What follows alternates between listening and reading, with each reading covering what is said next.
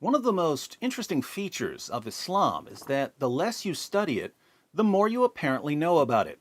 Politicians and reporters who show, by the ridiculous things they say about Islam, that they've never read a single word of anything remotely resembling an authentic Muslim source are nevertheless experts on the topic of Islam. I can't think of another topic like this. Imagine a world where people who've never studied biology, who've never taken a biology class, who've never read a book or even an article on biology, appeared on television every day to explain biology to us.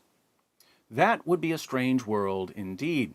Usually, if you're going to be explaining a subject to your listeners, whether it's science or mathematics or history or philosophy, you're expected to have a certain level of proficiency so that you don't mislead people.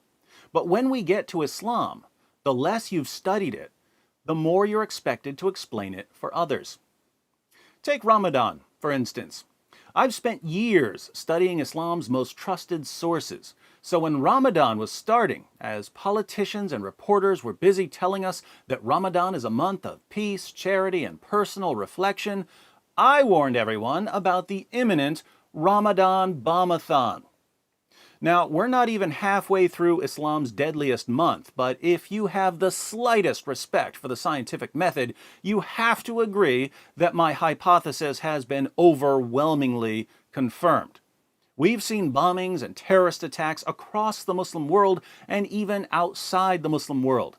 And just today, Reuters reports, suicide bombers and gunmen attacked Iran's parliament and the mausoleum of Ayatollah Khamenei in Tehran on Wednesday morning, killing at least 12 people in a twin assault at the heart of the Islamic Republic, Iranian officials and media said.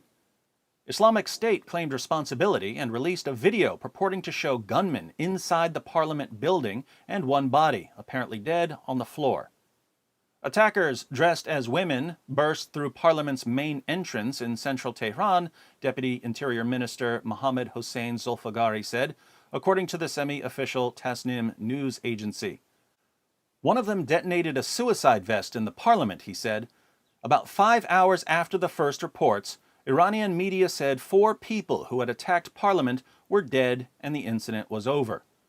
Soon after the assault on Parliament, another bomber detonated a suicide vest near the shrine of the Republic's revered founder, Ayatollah Khamenei, a few kilometers south of the city, Zolfagari said, according to Tasnim.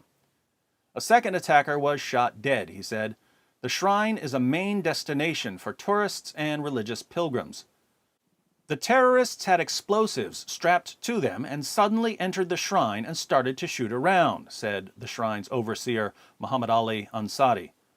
The intelligence ministry said security forces had arrested another terrorist team planning a third attack without giving further details.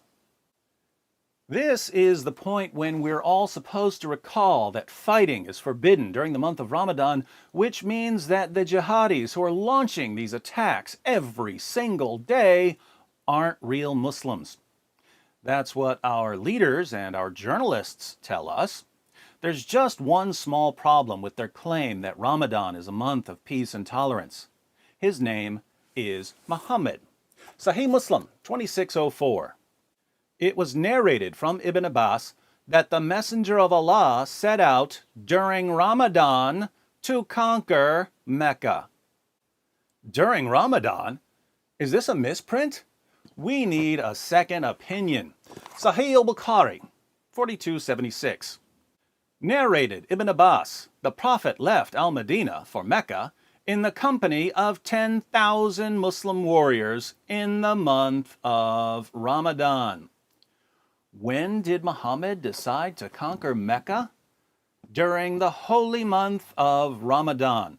And when Muhammad and his army arrived with his 10,000 Muslim warriors, the Meccans surrendered. The Meccans were the ones who didn't want to fight. Now I'm confused. Muhammad not only waged jihad during Ramadan, he insisted that his most devout followers wage jihad with him during Ramadan. If I didn't know better, which I don't, I might conclude that Muhammad didn't get his information about Islam from 21st century politicians and reporters. And guess what? Neither do Muslims. It's Ramadan. I guess I'll go to Prime Minister Justin Trudeau to find out what I should do. Said no jihadi ever. Jihadis don't get their information about Islam from Western politicians and journalists. So the endless claims about Islam being a religion of peace and Ramadan being a month of tolerance and introspection do absolutely nothing to stop terrorist attacks. All they do is convince gullible Westerners to shield Islam from criticism while jihadis plot their next attack. And where will that attack be? Find out next time in the ongoing adventures of the Ramadan Bombathon.